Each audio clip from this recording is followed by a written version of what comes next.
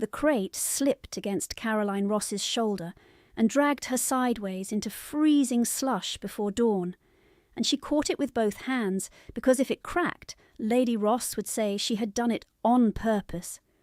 The wood bit into skin already split from lye. Wet linen sagged inside, heavier with each step as sleet turned to rain and rain to a fine hard needle that found her throat and wrists. She wore no cloak. She had been told she had no need of one for a walk, hardly farther than a servant's yawn, though the road to the washyard ran long past the fishmonger's and the cooper and the coaching lane where wheels cut deep black grooves through the mud. Her shoes took water at once. By the second turning, her stockings were soaked. Cold moved up through her ankles and lodged in her knees like iron. A brewer's cart rattled by, driver wrapped in wool. He looked straight at her, then at the crate, then away. Two women with market baskets drew their skirts clear of the splash she made and pretended not to see her stumble.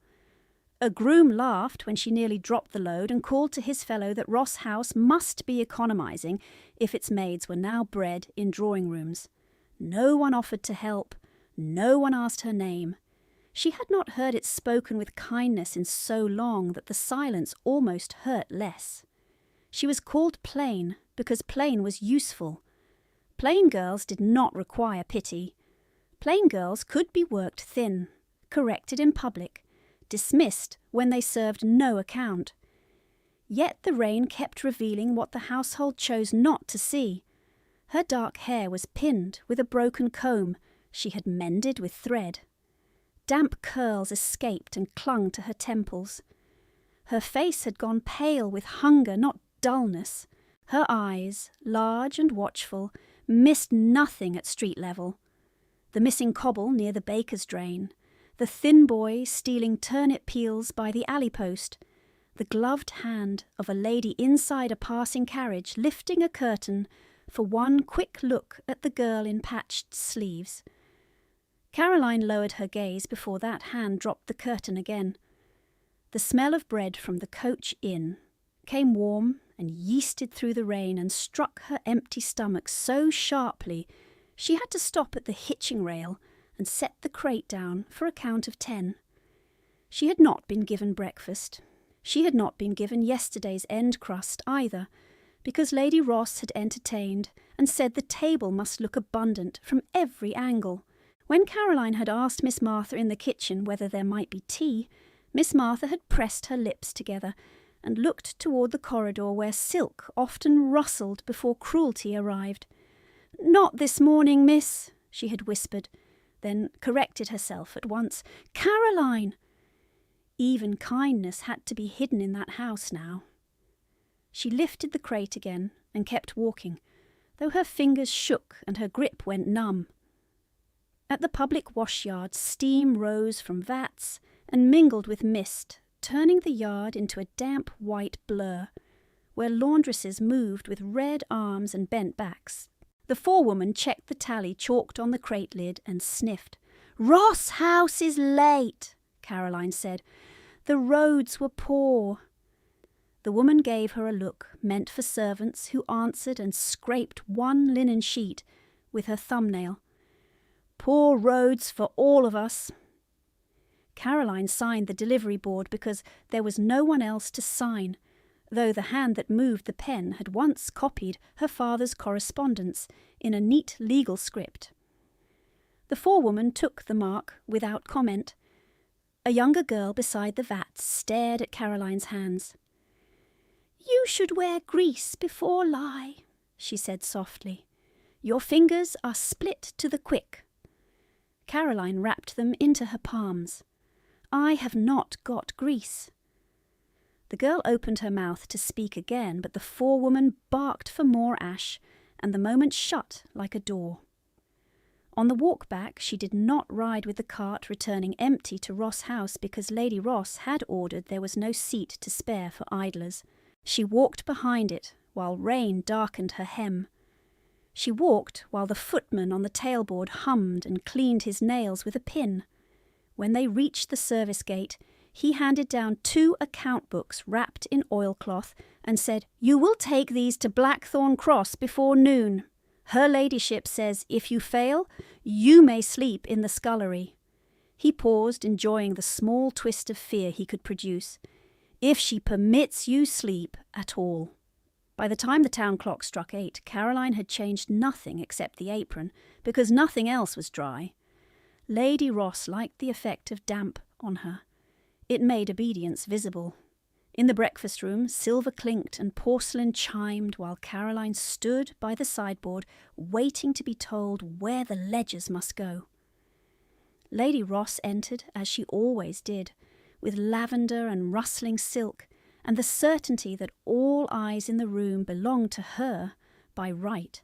Her daughters sat already at table, in pale ribbons, one stirring chocolate she did not mean to drink, the other slicing orange peel from toast she would not finish. "There she is," Lady Ross said, as if presenting an object. "Our burden." She did not look at Caroline while she spoke. She looked at the girls, teaching them how to look away. "Take these house accounts to the coaching inn at Blackthorn Cross. Deliver them to Mr. Pell's clerk. Say nothing else. Touch nothing else. You have a talent for confusion." One daughter smiled without lifting her head. "If she can read directions in weather like this." The other laughed through her spoon. "Do not trouble her. She reads only prayer books and pity." Caroline kept her face still. Lady Ross turned then, finally granting direct attention, and held out the ledgers as if the distance between their hands might contaminate the room. "And Caroline," she said, her voice turning soft in the way that always meant danger, "you are to return directly. This evening we receive a gentleman from the magistrate's office. Matters of trust must be settled by competent persons. You understand me. Competent persons." The words landed cold and precise. Caroline took the ledgers and bowed her head. "Yes, my lady." She was dismissed before she had reached the door. Her father had never spoken to servants in that tone. The thought came without invitation, and with it came the old inventory she carried like a second spine. Edmund Ross had borrowed against shipping contracts during a season of stalled river trade. Certain the losses were temporary. Certain the spring fleet would clear every note. Fever took him before spring. Debt remained. His widow inherited the purse and the signatures, and the right to describe necessity as virtue. The dowry he had settled for Caroline vanished into house repairs and obligations to family. The library, which had smelled of leather and dust and cedar ink, was boxed and sold in lots, except for the volumes Lady Ross locked away because guests liked to see books on shelves, even if no one read them. Caroline had been moved from the east bedchamber with the morning light to a narrow attic room under a leaking slate. She had been told she ought to be grateful for shelter. Lady Ross said it often and publicly, her hand resting at Caroline's shoulder, as if they were affectionate kin. "The girl has no mother and no sense," she would say in drawing-rooms. "I keep her out of Christian duty." Such charity ate from silver and slept under warmed bricks. Such benevolence sent Caroline through sleet with cracked hands and no cloak and no coin. Still, one document remained beyond Lady Ross's immediate reach. A final trust her father had lodged with legal witnesses before his illness worsened, naming Caroline as beneficiary at 22 if she could present herself as competent and of sound management. 22 had arrived 6 weeks ago. Since then, Lady Ross had spoken more softly and watched more closely. By late morning, the rain thinned to grey mist that made distance uncertain and edges blur.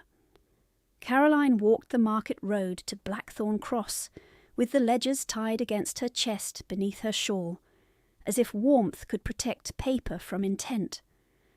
Wagons passed toward town heavy with wool bales. 2 military riders went by at speed, cloaks snapping.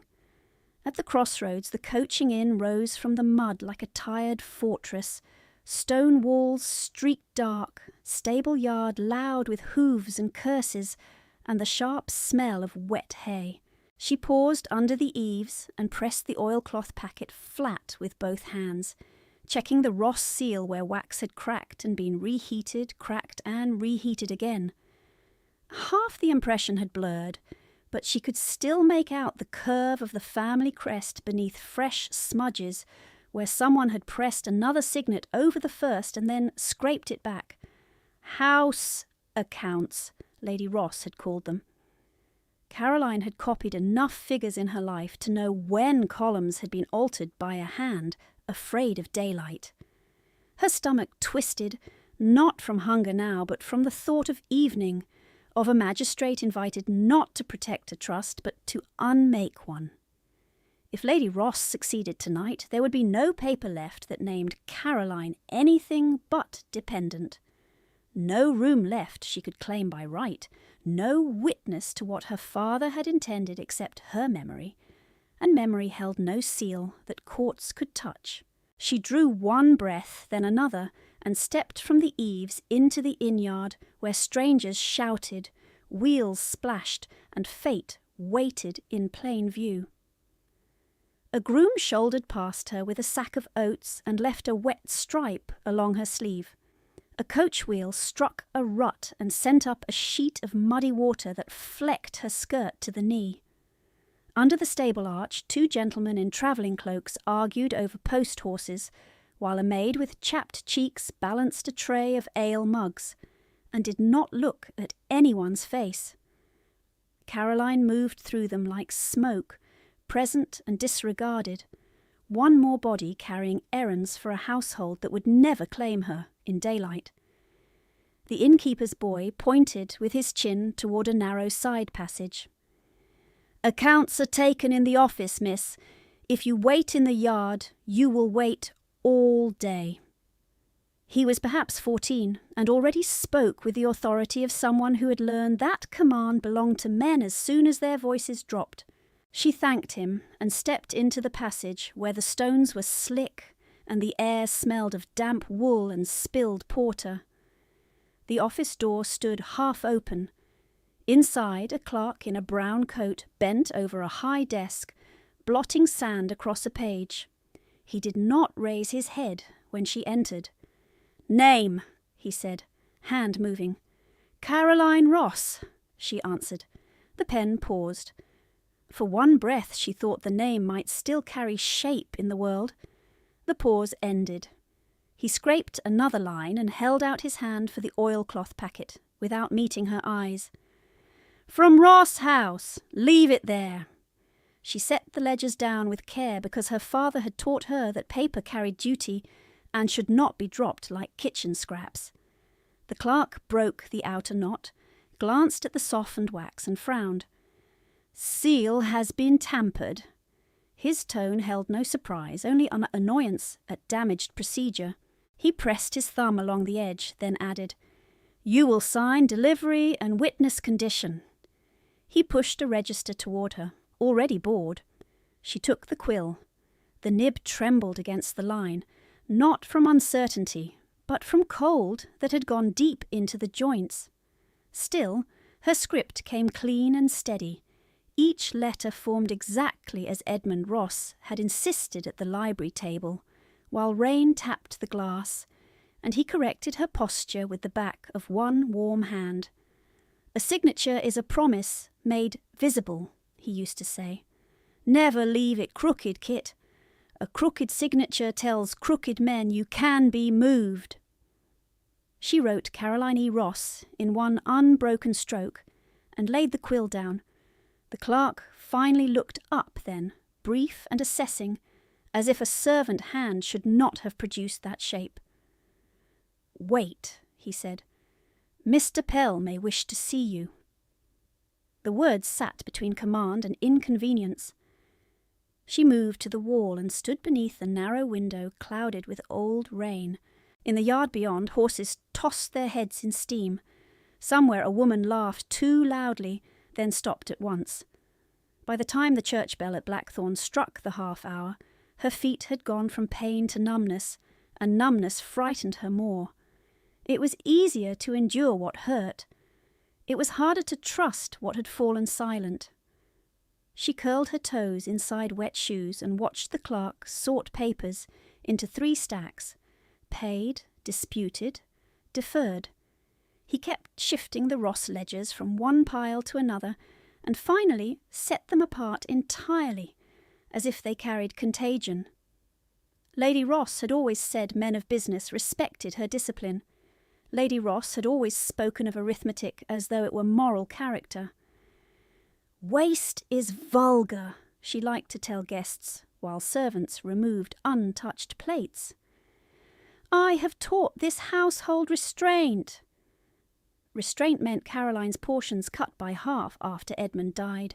Restraint meant coal counted by, scuttle and attic fires, forbidden except on Sundays.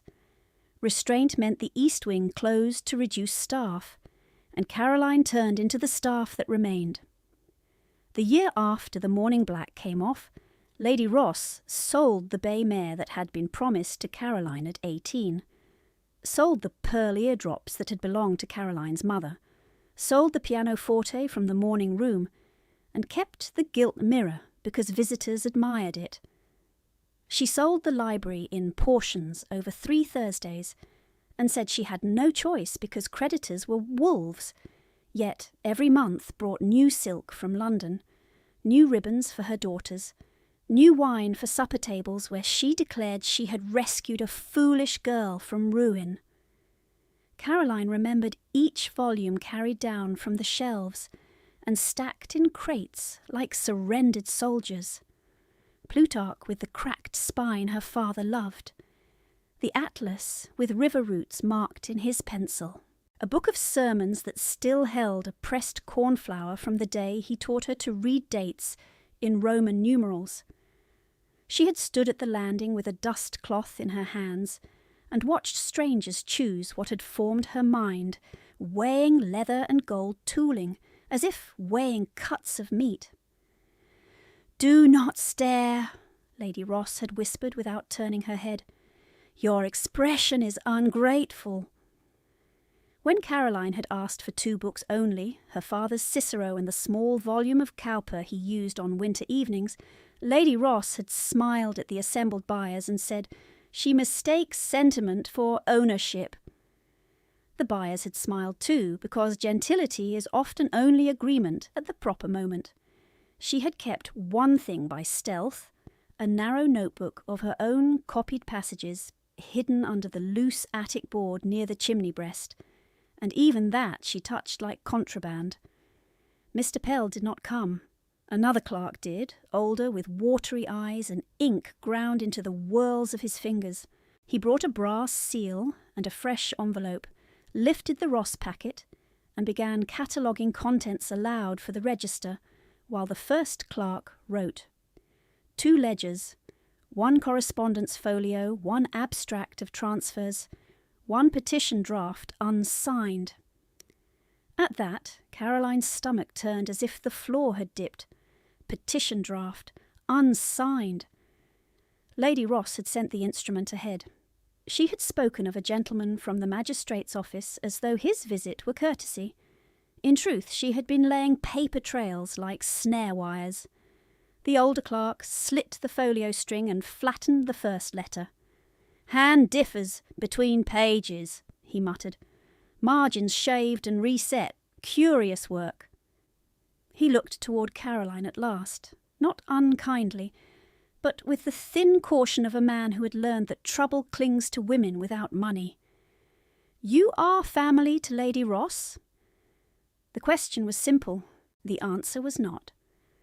"I am her husband's daughter," Caroline said. "I was." His eyes moved to her sleeves, to the mended cuff, to the redness at her knuckles.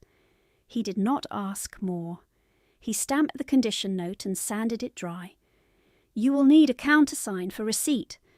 He pointed toward a side table where a junior copyist was warming his hands over a brazier. He will prepare it. Sit if you are faint.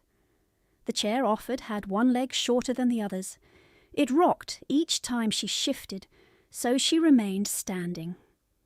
Faintness had visited often in recent months, usually in kitchens and corridors, never where witnesses would call a doctor. She had learned to fold it inward and let it pass. As the copyist scratched out the receipt, her mind slid backward not to one grand betrayal, but to the 100 measured reductions that had made this day possible. Her key to the escritoire withdrawn because she had mislaid a memo she had never seen. Her lessons with Mr. Pritchard cancelled because ladies did not require legal arithmetic. Her allowance converted into household credit she could not touch. Her room searched for moths, though only her father's letters were disturbed. Her father's portrait moved from the drawing-room to a passage where damp silvered the varnish. Even speech had been rationed. At table, Lady Ross called her the girl. Before callers she called her our companion, then sent her to fetch coal. In the lane she called her servant when tradesmen asked who took deliveries. Names are doors, Edmund had told her once. Shut enough of them, and a person freezes outside. The first open strike had come 3 months after her 22nd birthday. Lady Ross had summoned her to the blue sitting-room, where firelight always favoured silk and made worn wool look grey as ash. Both stepsisters were there, one with embroidery untouched in her lap, one sorting dance cards from a velvet pouch. Rain hit the windows in hard bursts. "There is talk," Lady Ross said, stirring her tea, though she took no sugar. "Idle talk that your father left you independent means at 22. Caroline had felt her pulse in her throat and kept her hands still. "Father established a trust for my maintenance," she said. "Its terms are with counsel." Lady Ross's smile had thinned to a line. "Counsel advises according to competent stewardship. You have no head for management," the elder stepsister laughed into her glove. "She has a head for old books and pious sighs." The younger lifted a card. "And for standing in doorways looking tragic." Lady Ross set down her spoon with a precise click. "You will sign a declaration transferring administrative authority to me until such time as marriage or improved judgment renders you fit." She extended a paper already folded to the line. "It is for your protection." Caroline had read enough law beside her father to know the word until could stretch to burial. "I will not sign," she said. The room cooled, though the fire burned high. Lady Ross rose and crossed the distance in 2 steps. The strike landed across Caroline's cheek, not hard enough to bruise for guests, hard enough to make her ears ring. "You mistake patience for weakness," Lady Ross had said quietly. "I can have you certified unmanageable by Michaelmas, if I choose. A woman who refuses her guardian's guidance invites scrutiny. A magistrate need only hear concern from respectable mouths." She had turned back to her daughters at once. "Do not look startled, girls. Severity is mercy when character is deficient." Caroline had left with the paper unsigned and the taste of iron at the back of her tongue. That night she moved her father's remaining letters from the drawer to the hemlining of her winter cloak, stitching by candle stub until dawn. 2 days later, the cloak was taken for cleaning and returned without lining. The letters were gone. Now, in the cramped office at Blackthorn Cross, she accepted the receipt from the copyist and saw the same language reborn in legal dress. Petition for protective oversight due to incapacity in financial comprehension, supported by household attestations. She read the phrase twice, then a 3rd time, until each word lost shape and became a blunt instrument. Household attestations meant signatures from servants whose wages came from Lady Ross. It meant the vicar's wife who borrowed preserves and repeated whatever she was told in kind tones. It meant the physician who dined at Ross House and praised Lady Ross's charitable burdens. It meant 2 stepsisters rehearsed to widen their eyes and murmur concern for poor Caroline's nerves. It meant that if she appeared agitated, she would prove their claim. If she appeared calm, they would call it practised insolence. She folded the receipt once, twice, and placed it inside her apron pocket beside the tiny pencils she carried for numbers. Her hands were steady now. That steadiness felt less like peace than stone settling in place. She could hear her father as clearly as if he stood at her shoulder. List facts. Mark dates. Keep copies where fire cannot take them. She had done what she could in corners and stolen minutes. She had memorized ledger marks, recurring initials, the alteration in ink weight where sums were changed after drying. She had traced the pattern of payments routed through Pell's firm, small amounts at first, then larger transfers masked as repairs. She had no authority to halt it. She had no room in which to spread the pages and compare columns by lamplight. She had only mind and memory, and those they had not managed to sell. The older clerk cleared his throat and held out a second slip. Acknowledgement of condition filed. Keep this if dispute arises. She took it. Thank you. He hesitated, then said very low, Miss Ross, if you are called before magistrate, speak to documents, not grievance. Men hear paper sooner than pain. The advice was blunt and costly. She inclined her head in the smallest bow. I understand. She stepped back into the yard with both receipts hidden in her pocket, and the rain beginning again, thin and relentless, silvering the mane of a restless chestnut near the mounting block. Wheels ground against stone. A postilion cursed at a jammed trace. Under the eaves, 2 ladies in fur mantles drew close together and watched her pass as one might watch weather moving over a field, notable, inconvenient, soon forgotten. Caroline crossed toward the gate, feeling the weight of paper against her hip like a pulse, and told herself the day had narrowed to simple tasks. Return before dark, endure the magistrate's questions, keep her voice level, protect what could still be proved. At the far end of the yard, a carriage team came in too fast, harness ringing sharp in the wet air, and every horse on the line threw up its head at once. The lead pair struck the yard stones wrong and screamed through their bits, white foam flying from their mouths as the carriage pole slewed sideways toward the gatepost. One wheel climbed the curb. The axle cracked like a pistol shot. A groom jumped clear and hit the mud on his shoulder. Someone shouted for the team to be cut loose. Someone else shouted to stand back. The command came too late. The carriage lurched, tipped, and slammed down again with bone-shaking force. The side door burst wide. For an instant the view vanished behind rearing horses, mud, and men rushing in different directions.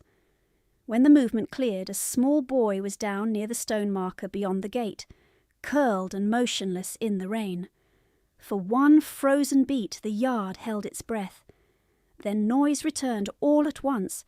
Horses hammered their hooves against those slick cobbles. Women cried out under the eaves.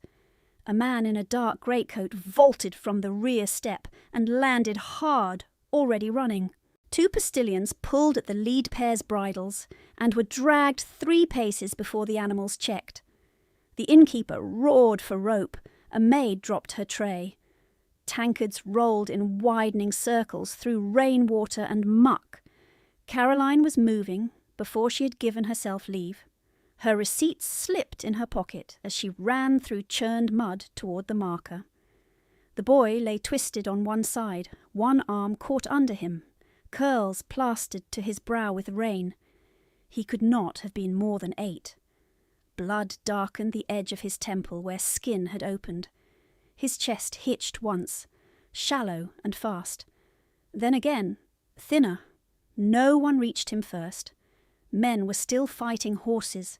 still shouting orders at each other, still measuring blame. She dropped to her knees.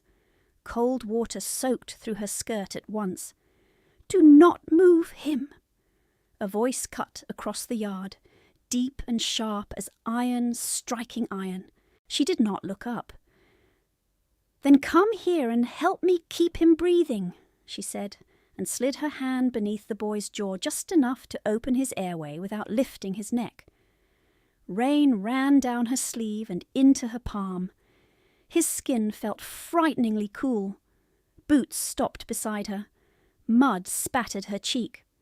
The man who had jumped from the carriage crouched opposite, broad shoulders filling the narrow space between marker and ditch, scar along the jaw, pale against wet skin, dark hair slicked back by rain, eyes the colour of a storm front fixed on the child, then on her hands, then on her face with a hard, assessing stillness that made the yard noise fall away. "Pressure there," he said, "above the cut. Firm, not hard." She shifted her fingers exactly as he indicated. "Like this! Hold!" A groom stumbled toward them with a horse blanket. "Your Grace, the near trace has snapped and—" "Leave the trace," the man said, without looking at him. "Bring the surgeon from Blackthorn village." The groom swallowed. "He rode to Fallowmere at dawn. He is not expected for an hour." The words landed like winter water. Caroline pressed tighter above the wound. The boy's lashes fluttered. A thin sound escaped him, more breath than voice. She bent close. "You are safe. Stay with me." Her own heart was beating so hard she could feel it in her throat. "Name," the man said. For one strange instant she thought he was speaking to the boy. Then she understood his gaze had shifted to her. Rain tracked from his brow to the scar at his jaw and held there like silver. "Caroline Ross!" His expression didn't soften. "Can you count respirations?" "Yes. Count aloud." She did. 1, 2, 3. The numbers steadied her hands. "Too fast." He put 2 fingers to the child's wrist, timing with the precision of someone long trained to read danger in skin and pulse. "He is in shock." He looked toward the inn arch. "Blankets, dry linen, brandy, not for him. For whoever starts fainting around us." No one moved quickly enough. His voice rose 1 degree. "Now!" Servants scattered. Caroline became aware of herself only in fragments.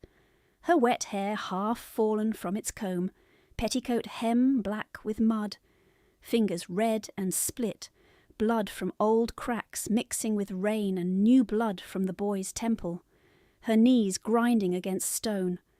The Duke's gaze had already measured all of it, not with pity, with exactitude. The boy made another weak sound, this time words slurred by pain. "Nate!" he whispered. "His name is Nathaniel," the man said, and for the first time there was strain beneath command. "My sister's son." He shifted his coat beneath the child's shoulder without moving the neck and glanced at Caroline again. "Keep speaking. He must not drift." She searched for anything a frightened child might follow through a pain. A line came to her, unbidden, old as firelight, her father's voice beside a winter grate. She began the lullaby Edmund Ross had sung when storms rattled the shutters. Quiet, even, no tremor. "Hush now, little voyager, the tide is turning home."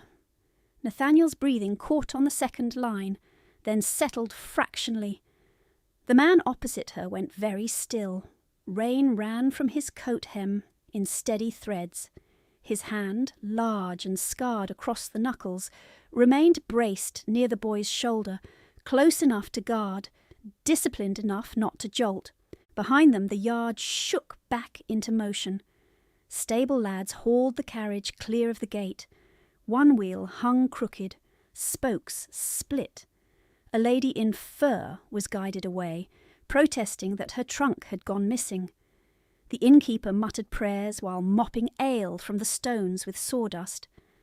The world resumed its ordinary selfish rhythm around the small circle of mud where a child fought for each breath. In less than 5 minutes the first blankets arrived. Caroline nodded toward them. "Slide it under his legs first. Keep him warm from below." The Duke gave her a brief, hard look. "You have done this before." "Not with a carriage wreck, with fever children." She did not add where. Poor cottages at the edge of Rossland, years ago, when her father still rode out with medicine tins and a clerk's satchel. "And with kitchen burns." He signalled a footman with 2 fingers. "As she said." The footman obeyed her, not him. It startled the man enough that he fumbled the fold. Caroline corrected his hands without lifting her eyes from Nathaniel's face. "Gently. He is not luggage." A ripple went through those nearest. A servant girl stifled a gasp at her tone. The Duke said nothing. His attention had narrowed on her profile as if he were listening for a second meaning beneath the words. Nathaniel's lids fluttered again. "Uncle Jules?" "I am here," the Duke said. The boy tried to turn toward the voice and whimpered. Caroline steadied him. "No, sweetheart, keep still for me. Breathe with me."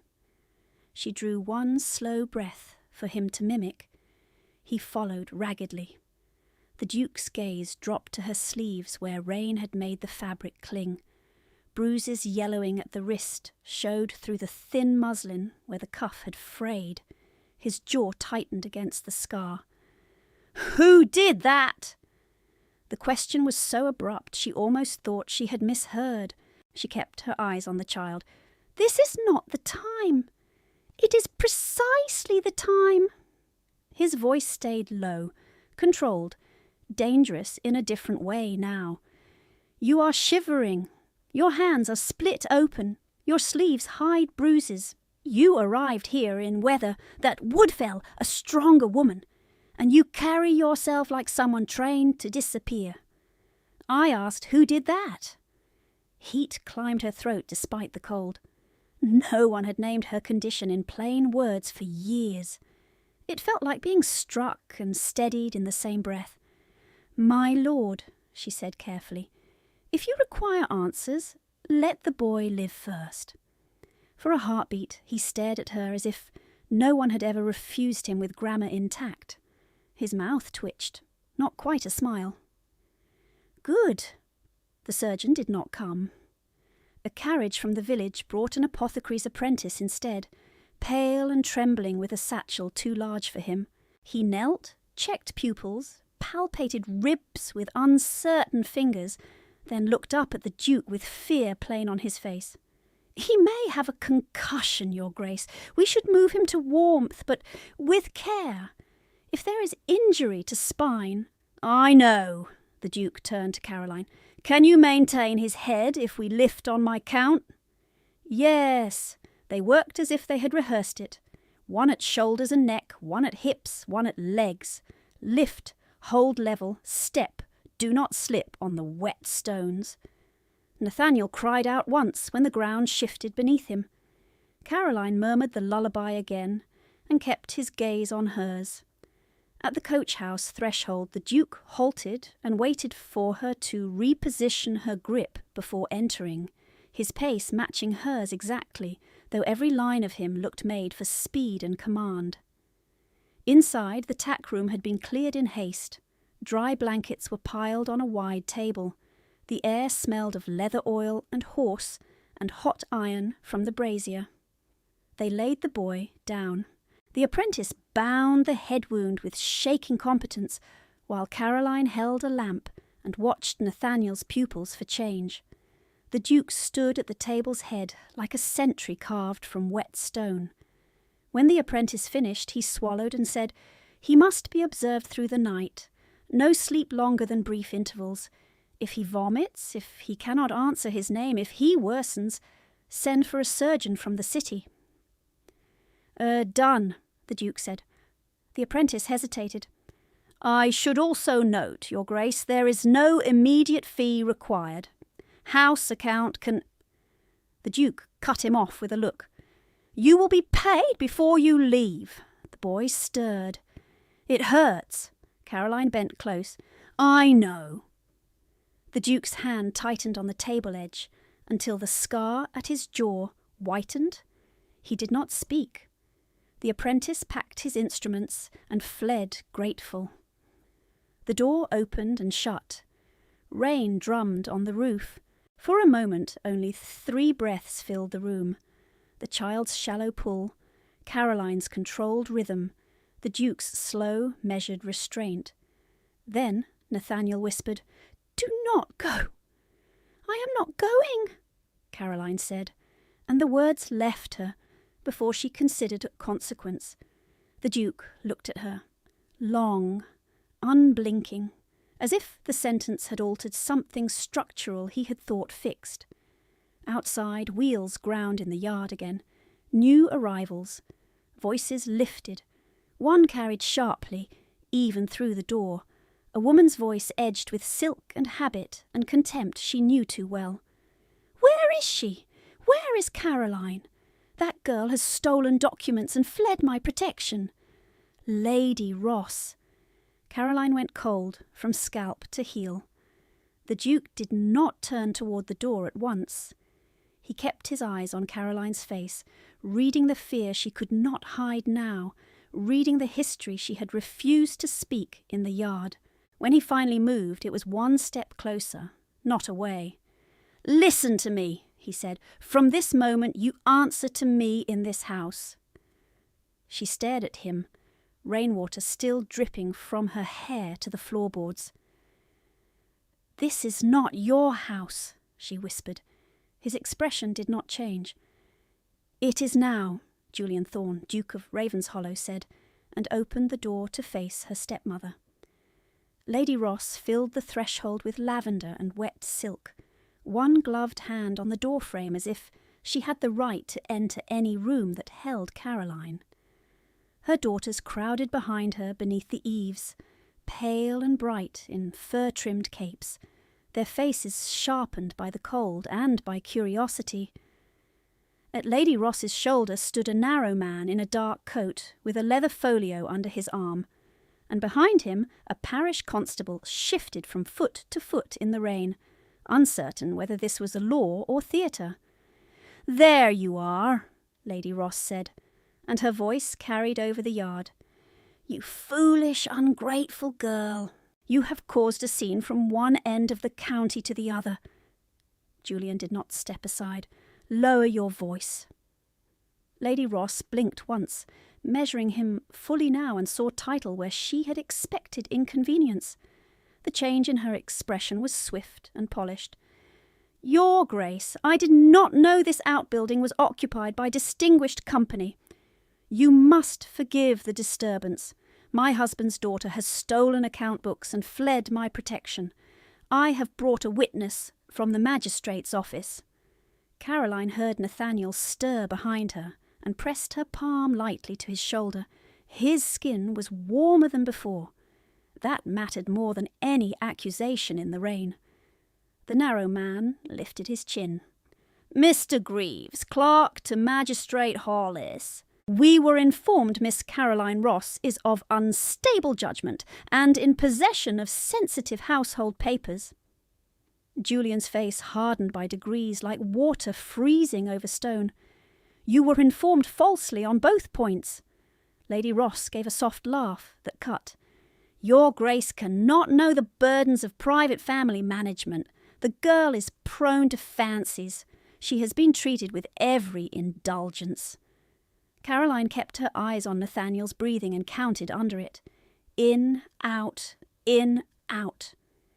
She had learned long ago that rage spent too early was a gift to the cruel.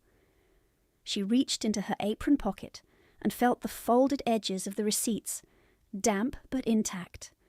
Mr. Greaves peered past Julian and caught sight of the child on the table. "Good God! Is the boy injured?" "He is concussed and must be kept quiet," Caroline said before Lady Ross could answer for her. "If this exchange continues at this volume, he may worsen." Lady Ross turned on her at once. "Do not instruct your betters.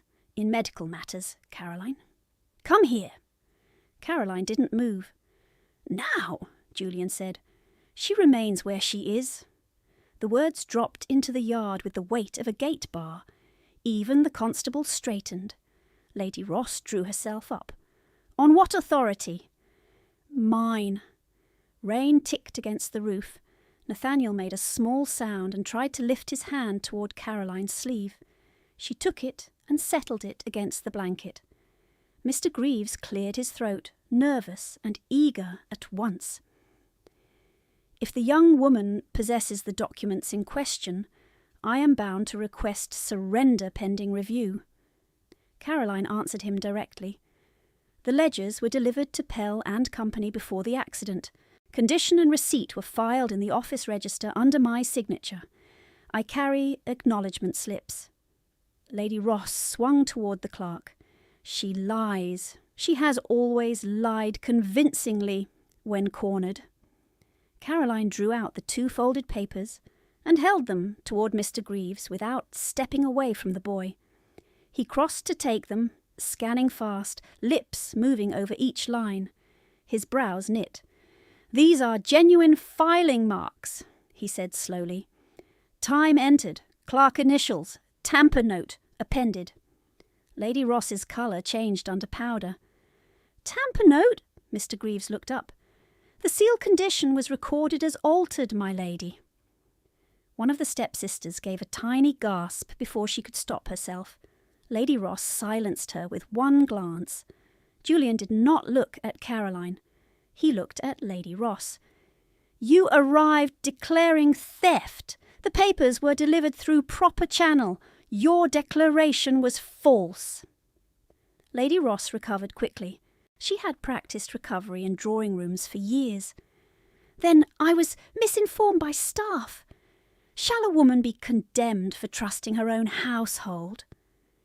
Her gaze flicked to Caroline's torn cuff and damp hem, and a thin smile returned. "In any case, she has no position here. You cannot keep another family's dependent in your stables like contraband." Nathaniel whimpered. Caroline leaned close and murmured the next line of the lullaby, barely above breath. His fingers eased in her hand. Julian turned slightly, enough that Caroline could see only the cut of his jaw. "Miss Ross is not contraband. She is retained at Raven's Hollow House, effective now, acting housekeeper." The title struck the room and the yard beyond. A stable boy outside nearly dropped a bucket. One of Lady Ross's daughters laughed once, a brittle sound, then stopped when no one joined her. Lady Ross's voice sharpened. "Housekeeper." "She cannot manage a coal ledger," Caroline said, still quiet. "I kept Edmund Ross's shipping abstracts from age 16. You used my tallies when creditors came." Lady Ross's eyes flashed. "You will not speak his name to me." Nathaniel flinched at the rise in volume. Caroline lifted her free hand, not toward Lady Ross, but toward the door. "Please, if you must dispute, do so outside. He must not be jarred." For one suspended instant, no one moved.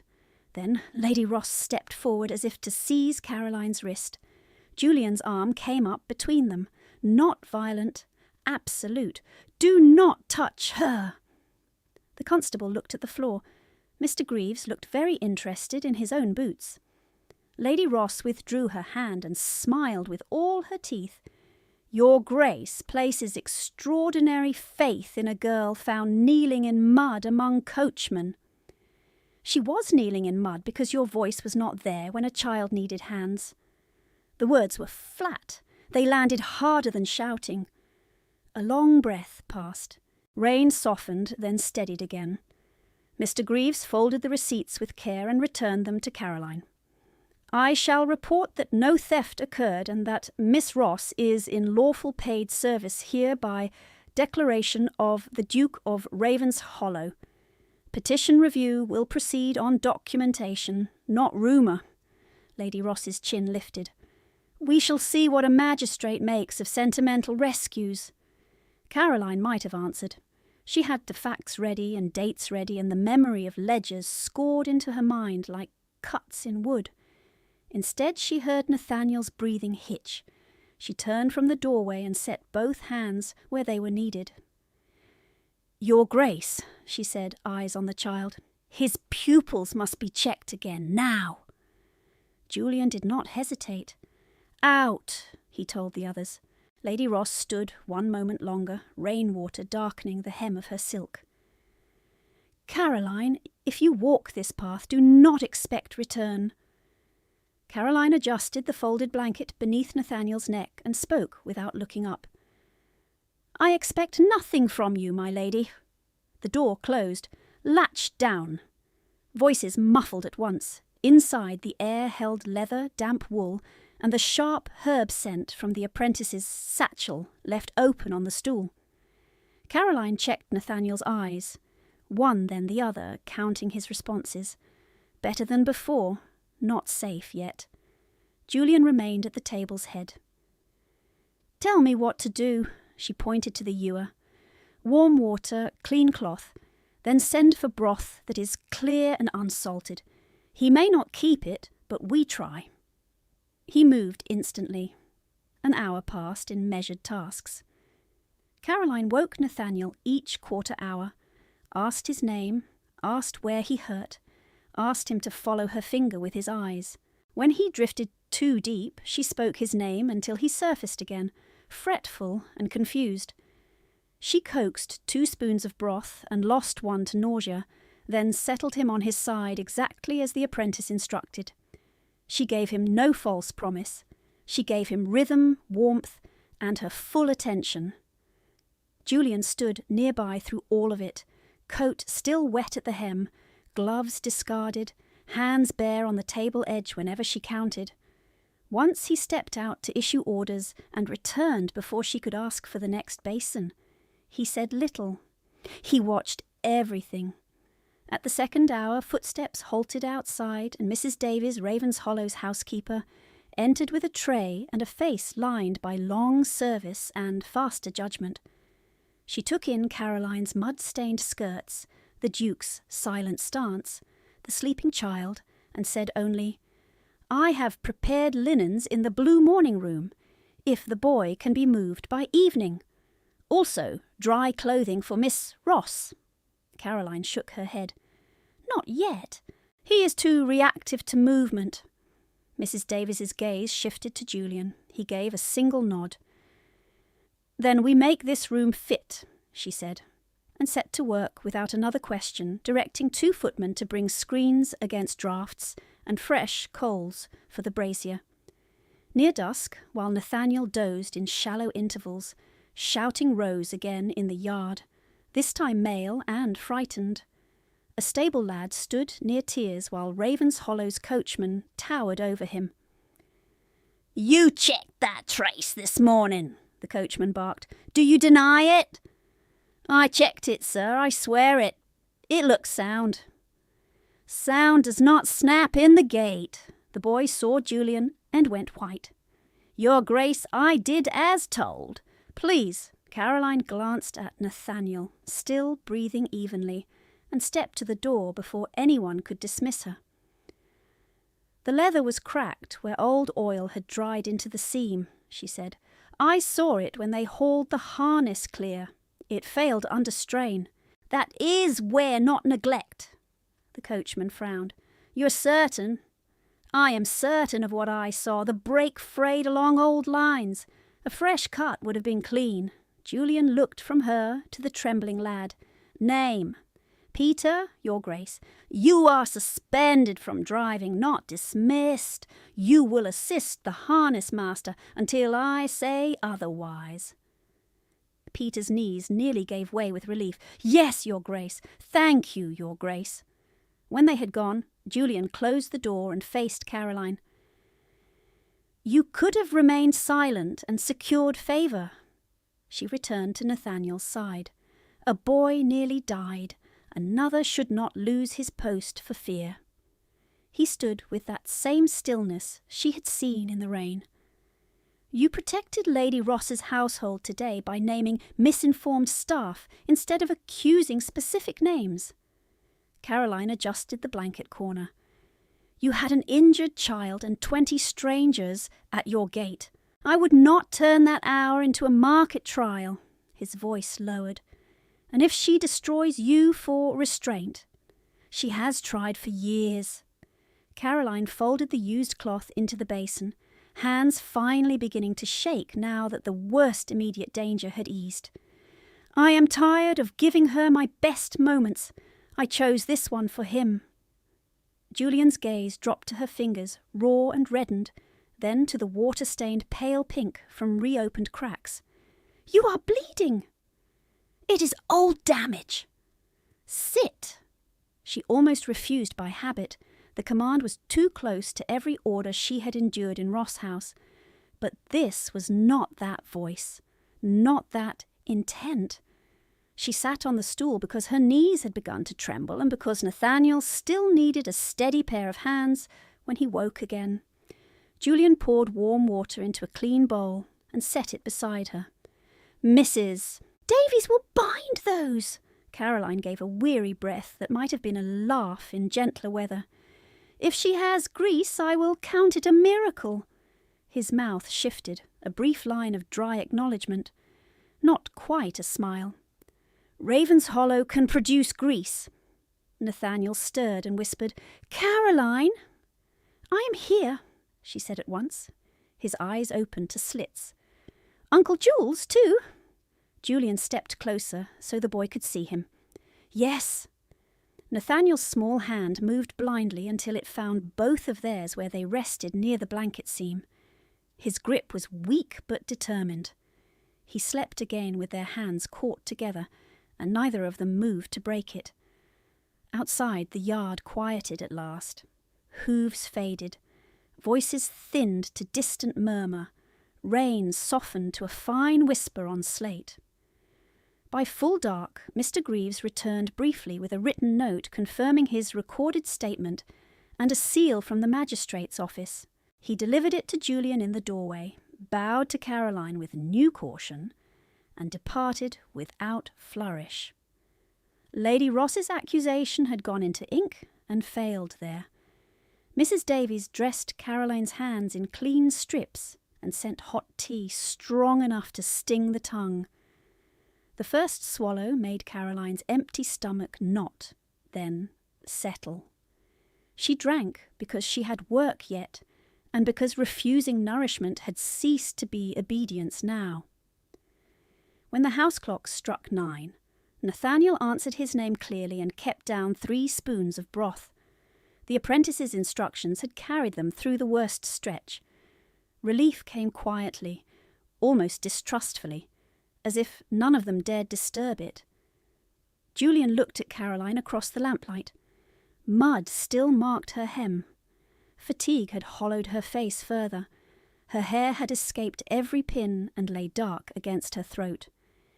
Yet she sat upright, eyes fixed on the child, refusing to surrender vigilance to comfort. He said, "You will have a room near the nursery wing tonight. Mrs. Davies will see it ready. Tomorrow you begin as acting housekeeper, in fact, not merely in declaration." Caroline met his gaze.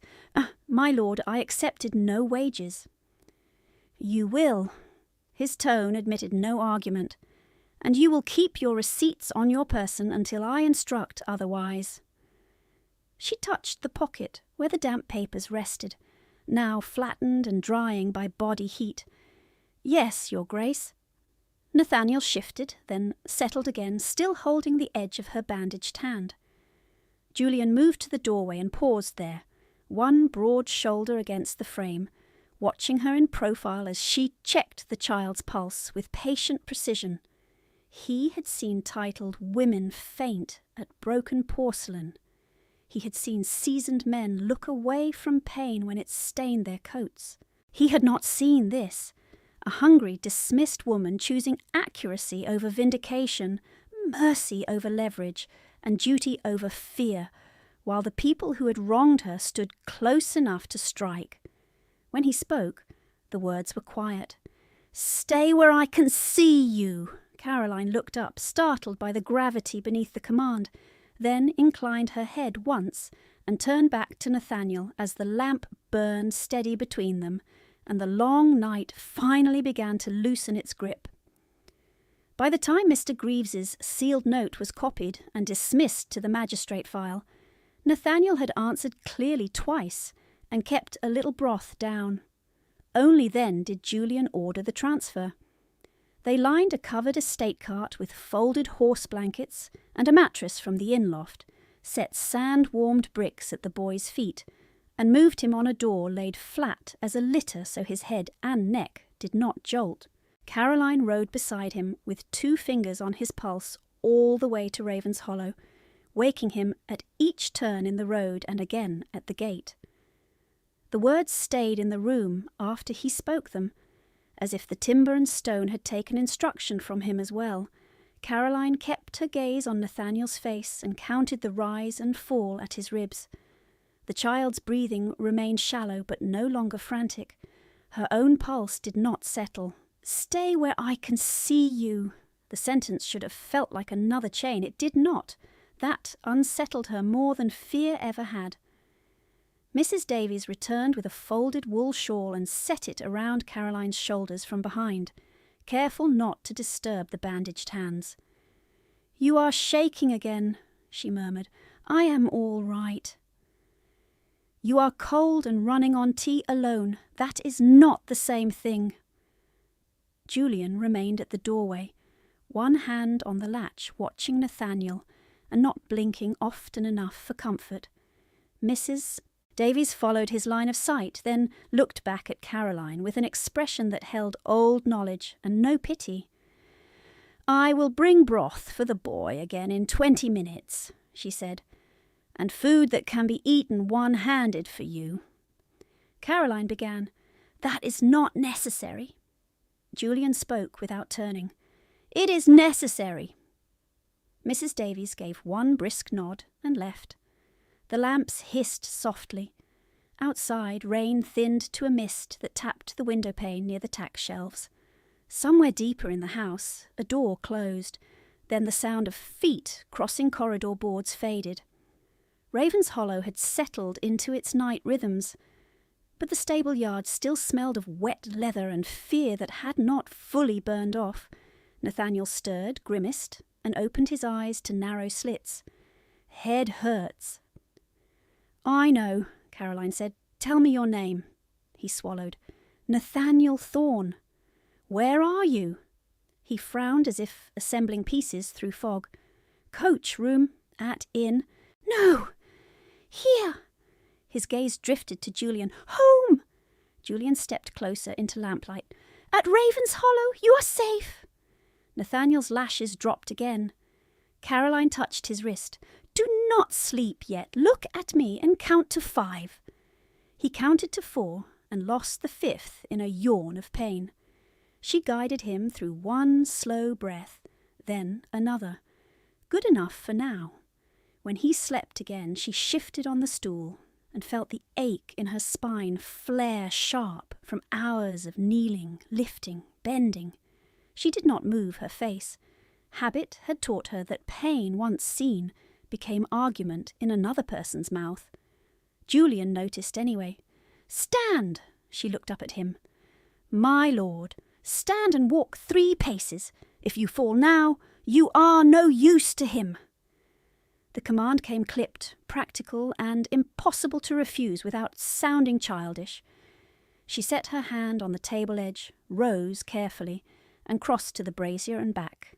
Pins of heat drove through her calves as circulation returned. She sat again before her knees argued further. "Acceptable," he said. A beat passed, then lower. "You hide injury as if it were duty." Caroline adjusted the blanket seam under Nathaniel's shoulder. "In my experience, injury observed becomes accusation. Clumsy, hysterical, manipulative, expensive. There are many words." His expression hardened at each one. "Not in this house," she might have answered with caution. Instead, the truth came out flat with fatigue. "I do not yet know what this house permits." He held her gaze for a long moment, then inclined his head once. "You will." Mrs. Davies returned with a tray. Sliced bread, a heel of cheese, a small pot of dripping, and another cup of tea so dark it looked black. She set it on a trunk near Caroline's stool and placed a spoon by the boy's bowl. "Eat while it is warm," she said. Caroline tore a small piece of bread and found she had to force herself to chew. Hunger had gone beyond appetite into numbness. The second piece went down easier. By the third, her hands stopped trembling quite so badly. Julian watched until she swallowed half the cup of tea. Only then did he move from the doorway to the far side of the table and take station there, shoulders squared, boots planted, as if on watch. Mrs. Davies cleared the empty basin and paused beside him. "Your Grace, shall I send word to the east wing that Miss Ross is not to be disturbed?" "Yes, and to the front gate. Lady Ross and her household are denied entry until further instruction." Caroline looked up sharply. "That will provoke her." "It already has." His voice remained level. "I prefer provocation outside my walls." Mrs. Davies asked, "Oh, in writing, Your Grace?" "In writing." The housekeeper gave a small bow and withdrew. Silence returned, thicker now, less fragile. Caroline tested Nathaniel's pulse again. Stronger than before, she woke him at the quarter hour and checked his pupils with the lamp. Equal response. He answered his name faster this time, then whispered, "Water," and kept down 3 careful swallows.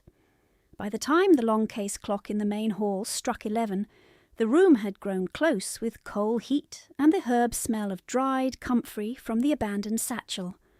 Caroline's shoulders burned. Her eyes stung. She blinked hard and continued counting. Julian had not sat once. She noticed it only because she had begun marking small changes to stay awake. The way the lamp flame leaned whenever wind found the frame gap. The drip from the cuff of his coat finally slowing. The faint drag at his left side when he shifted weight, old injury perhaps, never acknowledged. He remained within arm's reach of Nathaniel through every waking check, every sip, every restless turn. When the boy mumbled and searched with his hand, Julian's hand was there first, steady and wordless.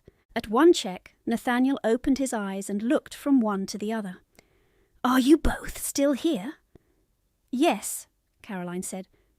"Yes," Julian said at the same time. The child accepted that as law and slept again. Caroline set the spoon down and rubbed the heel of her palm against her brow, forgetting the cut at her knuckle until it flared. Julian saw the movement.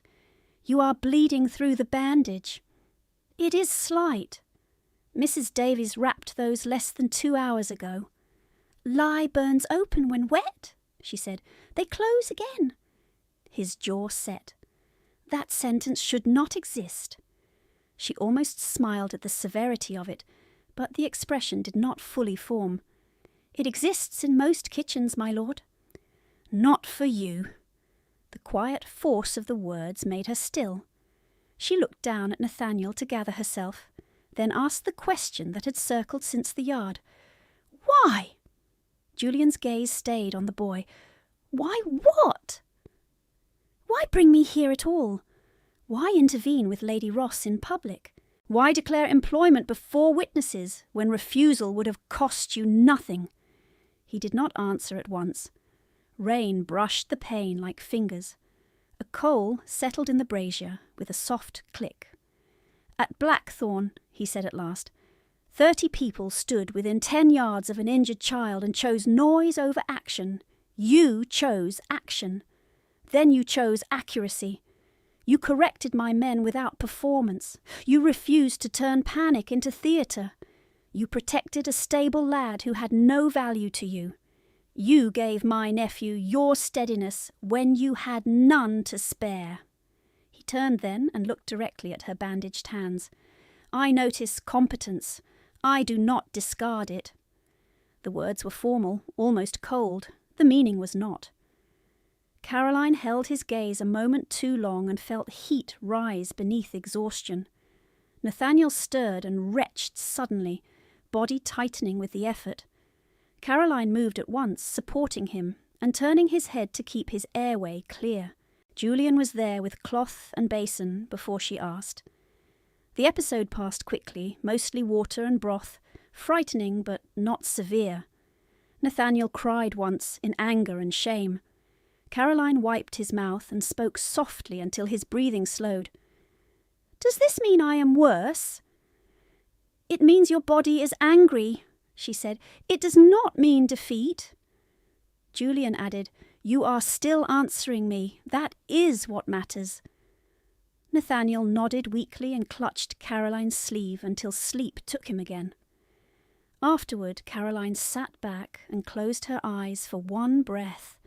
No more.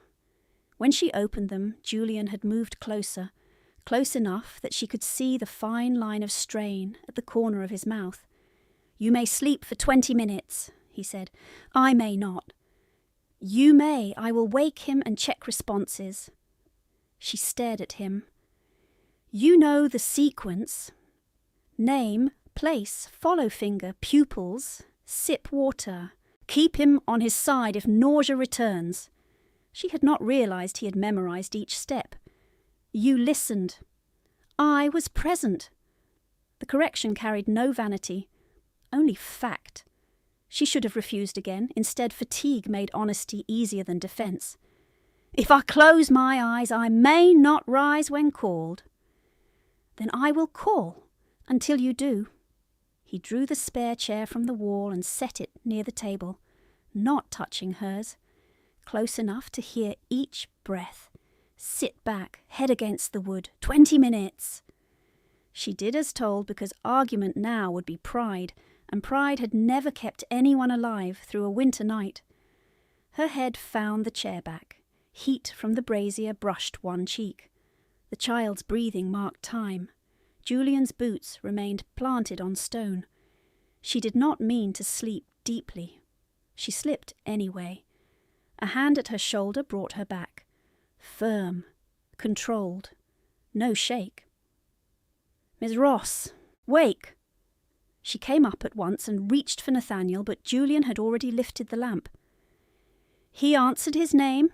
He complained about my pronunciation of his Latin tutor's name, which I take as progress. Caroline blinked, then nodded, orienting. "How long?" 19 minutes. Precision again. She straightened, checked Nathaniel herself, and found the responses as Julian described. The boy even managed a faint frown when she asked him to count. That frown felt like grace. The house clock struck midnight. A gust pressed rain against the window, then passed. In its wake came a deeper quiet, the kind that belongs to large houses after servants have banked fires and closed the last corridor doors. Caroline reached for the tea, now cool, and drank it anyway. Julian remained standing. "You should sit," she said before caution could stop her. "Your leg drags when you turn." His eyes narrowed slightly. "You catalogue everyone." "Only those near falling." "I am not falling." "No," she said, "you are refusing." For one heartbeat the air tightened. Then his mouth shifted, that same almost smile she had seen once in rain and once by lamplight. "Take your own advice first," he said. Nathaniel murmured in his sleep and turned his face toward Caroline. She smoothed damp curls from his brow and felt no fever spike. Relief moved through her so quietly it was almost pain. Julian spoke again, softer than before. "When morning comes, Greaves's note goes to my solicitor. Pell's register will be copied before noon. Your receipts will be logged in Raven's Hollow records. Lady Ross will not touch them." Caroline's fingers paused over the blanket. "You are moving quickly." "I am moving before she does." His gaze held hers. "You are not returning to Ross House." It was not a request. It was not employment language. It was a line laid across her future with the finality of ink on sealed paper. She felt the old reflex rise, the one that whispered, "There is always a price. Find it before it finds you." She met his eyes anyway. "And what am I here, then, if not merely the housekeeper you named at the door?" The lamplight cut one side of his face into gold and the other into shadow. "My protection publicly is employment," he said. "Privately, it is not conditional." The sentence settled between them, irreversible. Nathaniel sighed, still sleeping, his small hand loosening at last from the fold of her sleeve. Caroline lowered her own hand beside his and let it rest there. She did not thank Julian. Thanks would have made it smaller than it was. She only inclined her head once, accepting what had been given and what had been claimed. Julian returned to his post at the table's head and did not move away. He did not move away. At first light, when the rain had thinned to a grey veil over the inner court, Nathaniel woke, gave his name, asked for bread and frowned at the bandage as if insulted by it, and the room exhaled for the first time since Blackthorn Cross. Mrs. Davies supervised the move to the blue morning room with military calm, 2 footmen lifting the mattress corners on her count, while Caroline steadied the boy's head, and Julian walked backward before them, eyes fixed on every threshold. Nathaniel complained of the draught, of the taste of broth, of his uncle's handwriting in the medicine log. Each complaint sounded like victory. When he finally slept in a proper bed, Julian sent the nursemaid for the nursery clock and ordered waking checks to continue each quarter hour until noon. Then he turned to Caroline in the corridor, where dawn light made her face look almost translucent with fatigue. "Wash, eat. Wear the grey wool Mrs. Davies set out. We go to Hollis." She understood at once. Magistrate Hollis. Petition day. Lady Ross would already be dressed for grief and righteousness. In the small room prepared for her, near the nursery wing, Caroline found 3 objects laid precisely on the washstand: her 2 damp receipts, flattened beneath a paperweight, Mr. Greaves's sealed note, and a narrow leather ledger marked Ravens Hollow Temporary Register. Beneath them lay a fresh page in Mrs. Davies's neat hand, received from Miss Caroline Ross at 7:06 in her presence, 2 delivery slips from Pell and Company, 1 magistrate clerk note bearing seal, entered to duplicate record by order of His Grace. Caroline signed beneath it, hand steady now, and felt the ground shift under her life in a way that did not require fear. Paper had witnessed her at last. By 9 o'clock, the Ravens Hollow carriage stood before the magistrate offices in Market Square, wheels hissing through wet gravel. Julian stepped down first, then offered his hand because the stone steps were slick. He did not release her until she stood level beside him. Inside, the corridor smelled of wet wool, sealing wax, and old coal. Men waited on benches with hats in their laps. A woman in mourning argued in a whisper with a clerk over a boundary fence. At the far door, Lady Ross stood in deep plum silk, dry-eyed and immaculate, her daughters arranged behind her like mirrors. Mr. Greaves held a folio to his chest and avoided everyone's gaze. Lady Ross's eyes cut to Caroline's plain grey dress, and paused, calculating. "You look improved. Ravens Hollow keeps better kitchens than gratitude deserves." Julian did not slow. "Address your remarks to the magistrate." The hearing room was small and too warm. Magistrate Hollis sat beneath a portrait gone dark with age. At his right stood the registrar with 2 sand trays and a stack of petitions tied in red tape. Hollis looked tired, practical, unimpressed by silk. "Proceed." Lady Ross's solicitor began with concern, moderation, duty. He spoke of a young woman distressed by bereavement, unsuited to financial burdens, misled by opportunists. He offered household attestations. 2 were from Ross servants. 1 was from a physician. 1, to Caroline's brief surprise, was from Mr. Pritchard, her former arithmetic tutor, claiming she had abandoned studies by preference. She took the blow without movement. If he had ever looked ashamed in the lane, he had never acted on it. Some looks never ripened into courage. Then Mr. Greaves stood and cleared his throat. I must amend prior assumptions entered in preliminary note.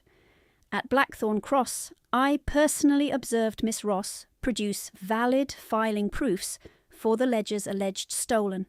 No theft occurred. Condition note recorded seal interference prior to her delivery. He handed up the papers. I further received instruction from Pell and Company this morning. They submit copied register leaves and the original tamper log for review. The registrar accepted a packet and broke the twine. The room went very still as he read the first line aloud. Outer Ross wax, reheated, secondary impression partial, showing Pell Jr.'s signet overlaid and scraped. Lady Ross's solicitor objected at once. Hollis lifted one finger, and the objection died. Miss Ross, Hollis said, can you identify recurring irregularities from memory as claimed in your written statement? Caroline rose. Her knees felt hollow. Her voice did not. She named transfer dates, altered margins, the shift in ink density where sums had been changed after drying. She named one false repair charge for east wing chimneys that had never been lit. She named the month the bay mare was sold and the receipt coded as stable medicine. She named the correspondence folio where petition language appeared in draft before the alleged concerns about her competence had ever been voiced to her. Each fact she set down like stone. Lady Ross rose half from her chair. She invents from spite. Caroline looked at the magistrate, not at Lady Ross. If I were inventing, my lady would have interrupted sooner and with numbers. A rustle ran through the benches. Hollis rapped once for silence. At noon, after review of signatures and sworn statements, Hollis spoke judgment without ornament. Petition for protective oversight denied. Provisional control of the Edmund Ross Trust restored to Caroline E. Ross, pending formal transfer completion within 7 days. All contested Ross household accounts seized for forensic review by court-appointed examiner. Lady Ross censured for false declaration of theft and warned against further harassment under penalty of sanction. The words were dry. Their force was not. Outside the chamber, Lady Ross caught Caroline by voice one last time. Do not mistake temporary sympathy for standing. Rooms that open quickly close faster. Julian answered before Caroline could turn. Then she is fortunate that Raven's Hollow doors are mine. Lady Ross's face hardened into something older than anger. You cannot parade a servant through decent society forever. His expression did not shift. By the second week of December, the answer came at the winter assembly in the great hall at Hensley Court, under chandeliers that made every jewel look like ice. Lady Ross arrived early, all lavender and silver thread, moving from cluster to cluster with practised sorrow. Caroline entered on Julian's arm in deep blue satin Mrs. Davies had chosen for severity rather than display, her father's small moonstone comb set above her dark hair. Heads turned, then turned again when they recognised her. Whispers moved along the walls like wind through reeds. Lady Ross advanced with a smile sharpened to a point. Your Grace! How industrious of you to bring household staff into a peer gathering. Is this the new Raven's Hollow fashion? Julian stopped in the centre of the room. Conversation thinned, then failed entirely. Good, he said, voice carrying to the gallery. I introduced my wife as my housekeeper, and now I introduce Lady Caroline Thorne as Duchess of Raven's Hollow. Silence struck first. Then the Dowager Marchioness nearest the dais made a small, startled sound into her fan.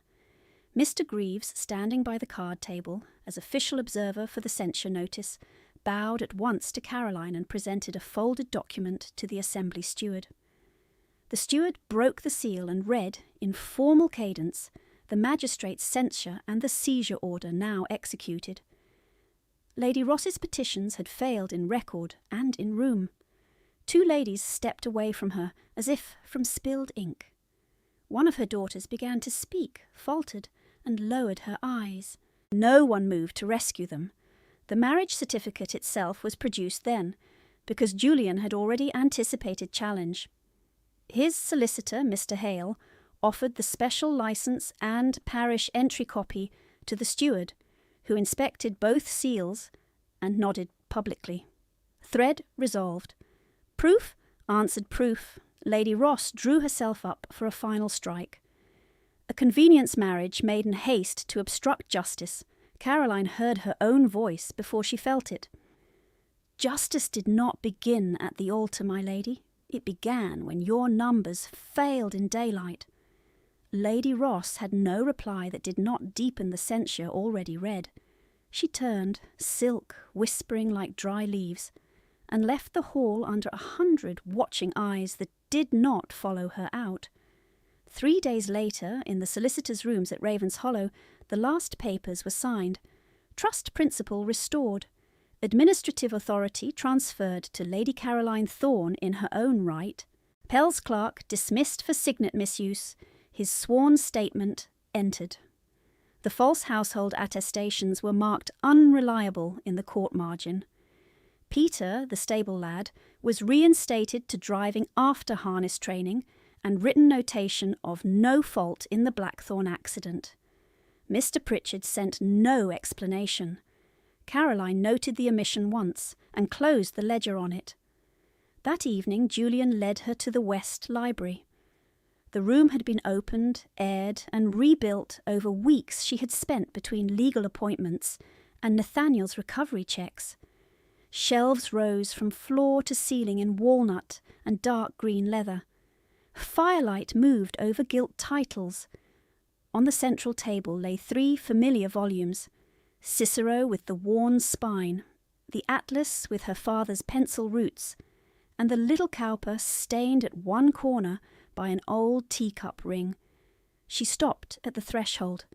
Her bandaged hands had long since healed, but she held them close as if afraid touching might wake her. Julian spoke quietly. Pell's warehouse inventory led to a dealer in Bath. Hale traced the lot numbers. These were recovered lawfully and paid from my private account before the seizure funds cleared. The remainder is still being sought. Caroline crossed to the table and lifted the atlas first, then pressed it to her chest. The ache that rose was sharp and clean. She did not hide it. Tears burned and fell, and this time she let them. Behind her, Nathaniel's voice came from the doorway, stronger now and faintly indignant. Uncle Jules said I might carry one if I did not run. Mrs. Davies stood beside him with a shawl and an expression of stern approval.